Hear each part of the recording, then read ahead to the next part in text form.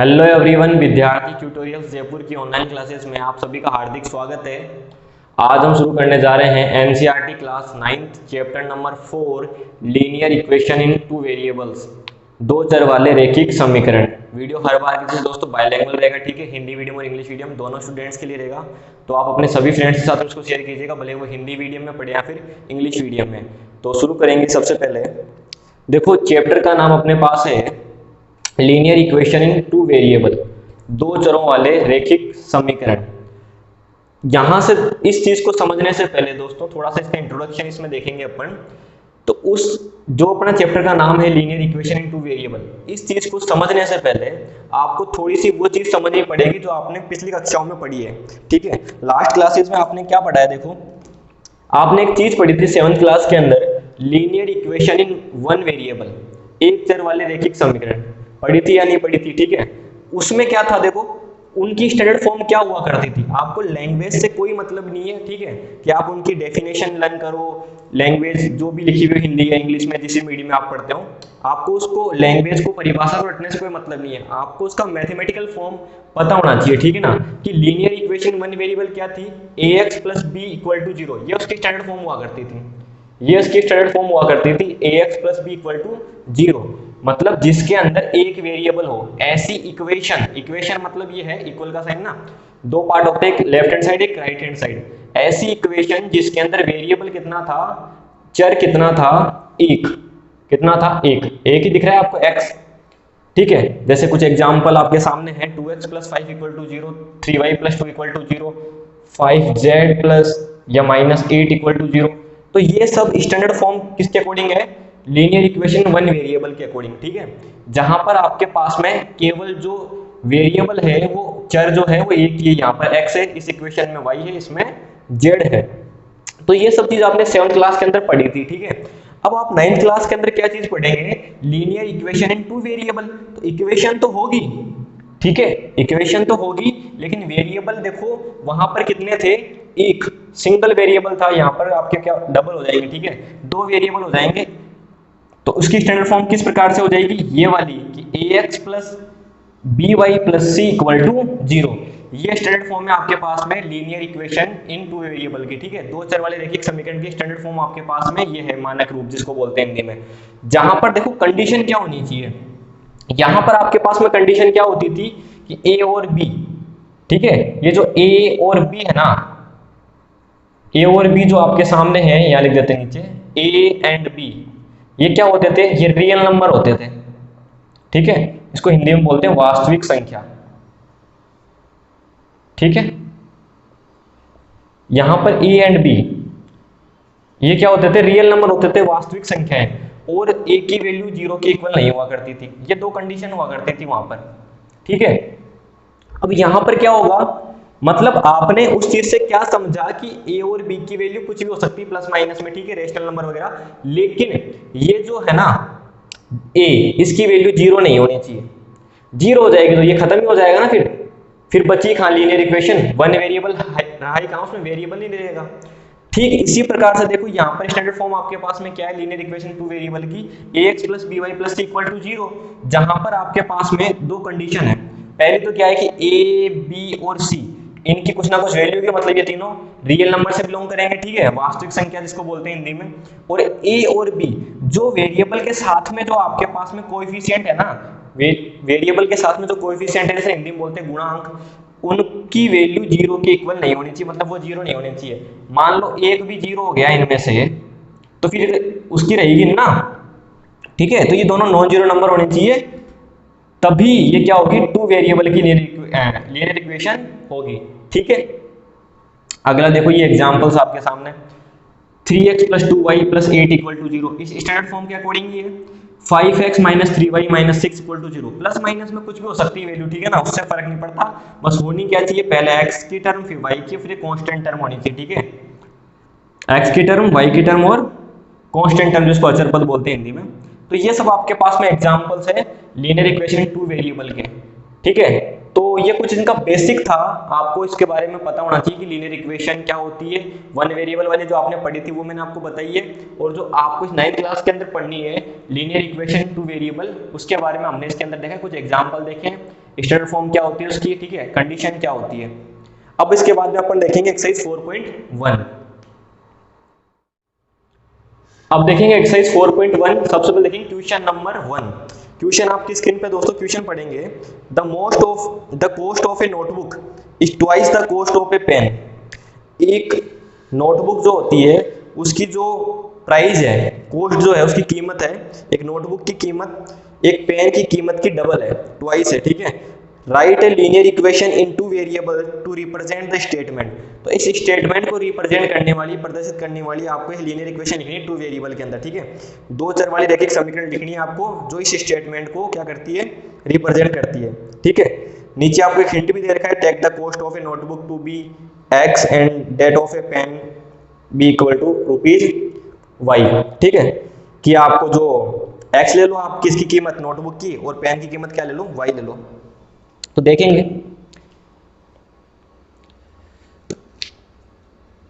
देखो सबसे पहले आप लिखेंगे let the cost of a notebook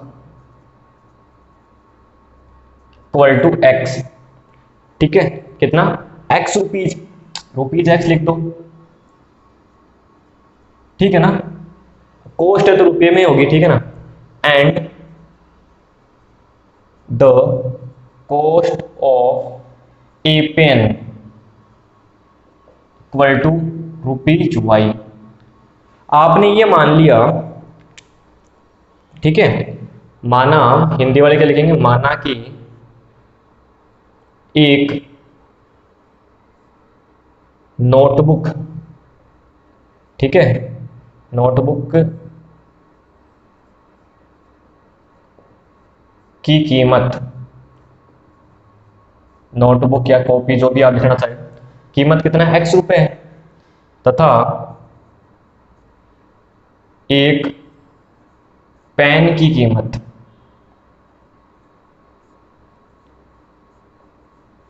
ठीक है, ₹y। अब देखो यहां पर फिर आके आपको क्या देखना है, एक स्टेटमेंट लिखना है आपको, लीनियर इक्वेशन बनानी है टू वेरिएबल की, ठीक है, दो चर वाली रैखिक समीकरण बनानी है, उसका स्टेटमेंट आपको लिखना पड़ेगा यहाँ पे। अब देखो अकॉर्डिंग टू क्वेश्चन, ठीक है, अकॉर्डिंग टू क्वेश्चन, क्वेश्चन आपको क्या कह रहा है, देखो क्वेश्चन आपको ये कह रहा है, अकॉर्डिंग टू क्वेश्चन हिंदी वाले लिख लेंगे प्रश्नानुसार, ठीक है। क्वेश्चन आपको देखो क्या कह रहा है, क्वेश्चन ये कह रहा है कि देखो ये तो आपके पास में क्या है, नोटबुक की प्राइस जो कॉस्ट है वो, और ये आपके पास में पेन की प्राइस, इनमें एक रिलेशन दे रखा है, ये दोनों इक्वल नहीं है, ये दोनों इक्वल नहीं है। क्या बोल रहा है आपको वो, कि जो cost of a notebook is twice of a cost of a pen.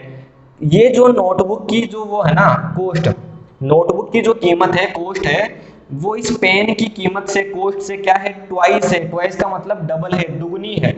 Double कौन है, ये। इक्वल कब होगी, बैलेंस कब होगी इक्वेशन, कि जो कम है ना उसको डबल करो, ये डबल है आपके पास में, ठीक है। तो बैलेंस कब होगी इक्वेशन, जब जो कम है उसको भी ये डबल है तो इसको भी डबल करो, इससे डबल है ये, ठीक है।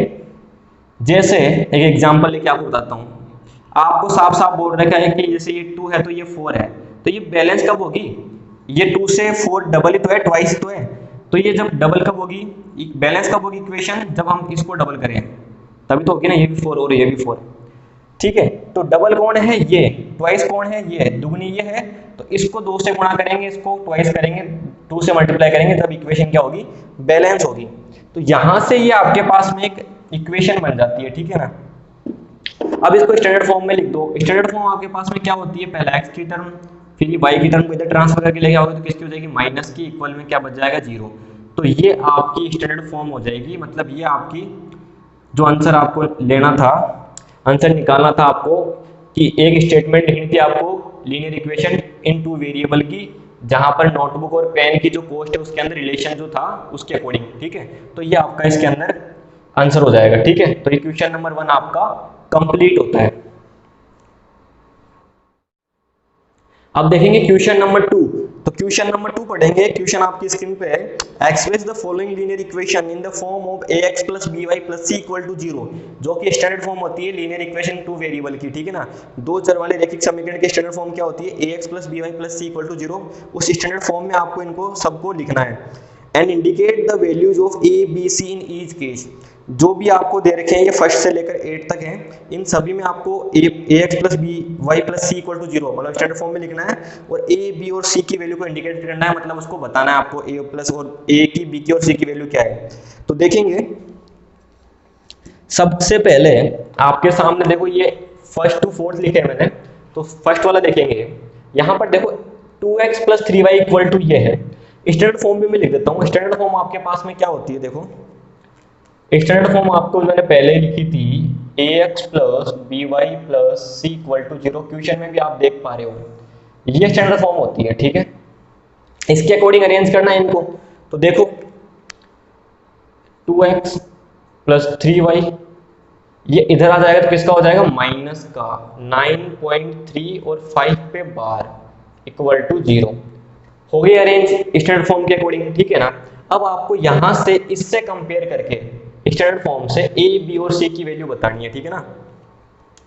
तो बताओ a की वैल्यू क्या हो जाएगी, यहां से a जो है उसकी वैल्यू क्या हो जाएगी, a की वैल्यू यहां से हो जाएगी, देखो a की जगह क्या लिखा हुआ है 2, प्लस माइनस का ध्यान रखना आप, ठीक है ना, ठीक है। और b की जगह कितना है, b की जगह आपको दिख रहा है 3, c की जगह आपको क्या दिख पा रहा है, c की जगह आपको दिख रहा है ये माइनस में, ठीक है ना, माइनस में, क्योंकि वहां प्लस है यहाँ प्लस, अगर आप मानते हो तो फिर ये माइनस वाली वैल्यू, ठीक है। प्लस वहां प्लस है यहाँ प्लस है, कोई दिक्कत नहीं, लेकिन वहां प्लस है यहाँ माइनस है, तो फिर आपको माइनस के साथ लिखनी पड़ेगी, प्लस माइनस का ध्यान रखना। 9.35 पे बार, ये ABC की वैल्यू भी आपने इंडिकेट कर दी और स्टैंडर्ड फॉर्म में भी लिख दिया इसको।